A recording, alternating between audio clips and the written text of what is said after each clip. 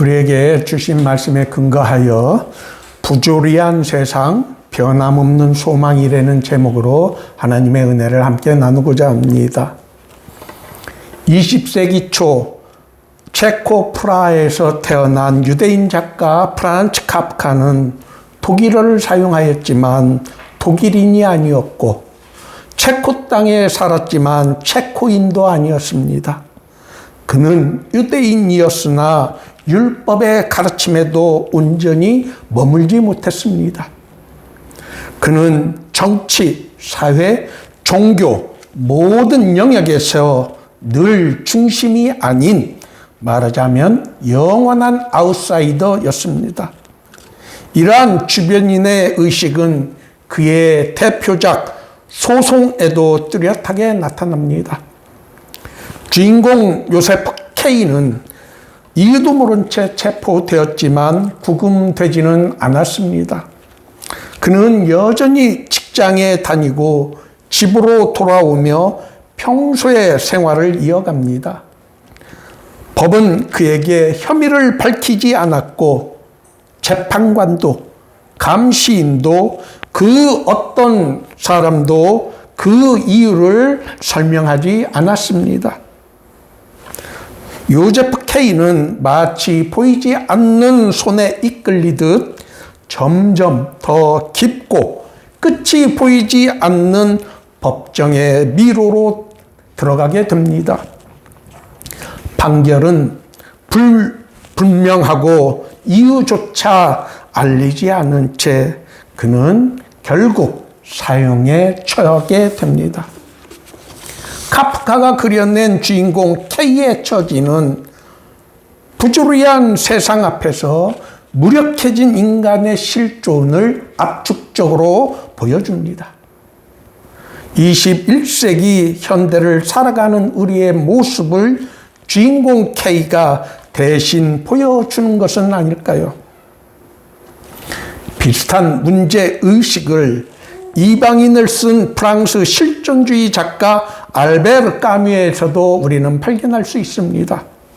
이 소설의 주인공 메르소는 살인을 저질러 재판을 받지만 그의 살인죄보다 그가 자신의 어머니 장례식에서 눈물을 흘리지 않았다는 이유로, 즉 사회적 규범 위반이 더 큰 문제로 지적이 됩니다.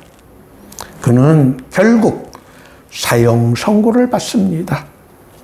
메르소는 죽음을 앞두고 세상이 본질적으로 무의미하며 그 무의미를 인정하고 받아들여야 한다고 결론을 냅니다. 작가 까뮈는 이것을 부조리라고 부릅니다.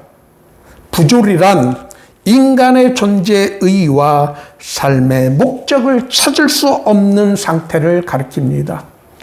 우리는 이 세상을 살아가면서 이러한 부조리에 자주 부딪히게 됩니다. 하나님이 계시다면 정의가 살아있어야 하는데 왜 악인이 득세를 하고 권세를 잡으며 이 세상의 풍요를 누리는 것일까요? 이것을 설명해 줄 수 있는 방법이 바로 실존주의 철학에서 가르쳐주는 부조리입니다. 하나님 없는 세계관은 인생의 의미와 소망을 설명할 수 없기 때문에 결국 궁극적인 허무감에 빠질 수밖에 없습니다. 그러나 성경은 이 부조리와 허무의 시면 속에서 길을 잃은 우리 인류들에게 분명한 해답을 가르쳐 줍니다. 오늘 본문이 그렇습니다. 부조리한 세상 속에서 방향을 잃은 인간은 그리스도 안에서 하나님의 사랑과 구원의 계획을 깨달을 때 비로소 허물을 넘어 영원한 하나님의 생명으로 나아갈 수 있게 되는 것입니다. 27절, 한 번 죽는 것은 사람에게 정해진 것이요 그 후에는 심판이 있으리니. 죽음은 단 한 번이며 그 뒤에는 하나님의 공의로운 심판이 우리를 기다리고 있습니다. 이 심판은 카프카가 묘사한 불투명한 법정과는 전혀 다릅니다. 하나님의 심판은 온전하고 공정하며 모든 사람들의 숨겨진 행위들이 다 드러나게 되어 있습니다. 그 앞에서는 변명하거나 피할 수 있는 사람은 아무도 없게 됩니다. 하나님 없는 문학은 인간의 한계를 진단하고 그것을 넘어설 길을 우리들에게 제시하여 주지 못합니다. 그리스도 예수 안에서 하나님의 사랑과 구속의 계획을 깨달을 때 비로소 인간은 허물을 넘어 영원한 생명으로 나아갈 수 있게 됩니다. 카프카와 까미의 소설 속 주인공들이 찾지 못한 해답이 바로 복음에 있습니다. 21세기를 살아가는 우리 역시 부조리와 허무에 맞서는 참된 길을 그리스도 예수 안에서만 발견할 수 있게 됩니다. 특히 28절은 우리가 이 부조리한 세상에서 그리스도의 가르침을 따라 살기 위해 그리스도 예수의 재림을 소망해야 한다는 것을 가르쳐 줍니다. 부조리한 세상 속에서 방향을 잃은 인간은 그리스도 예수 안에 나타난 하나님의 사랑과 구원의 계획을 깨달을 때 비로소 허물을 넘어 부조리한 세상에서 벗어나 영원한 생명으로 나아갈 수 있게 됩니다. 예수 그리스도께서는 구약 제사장들처럼 해마다 반복적인 제사를 드리지 아니하셨습니다. 오히려 자기 자신을 단 한 번 완전한 제물로 드리셨습니다. 우리의 죄값을 친히 담당하시고 하나님의 법정에서 우리를 무죄라고 선언하신 것입니다. 재림하실 때는 심판이 아니라 자기를 기다리고 소망하는 자들에게 온전한 구원을 가져다 주십니다. 카프카와 까미의 소설 주인공들은 은혜의 중심에 들어오지 못하고 주변에만 머물러 있었기 때문에 그들의 삶이 부조리와 허무 속에 머물러 있었습니다. 하나님 없는 세계에서 죽음과 심판은 어둡고 무의미하며 피할 수 없는 두려움뿐입니다.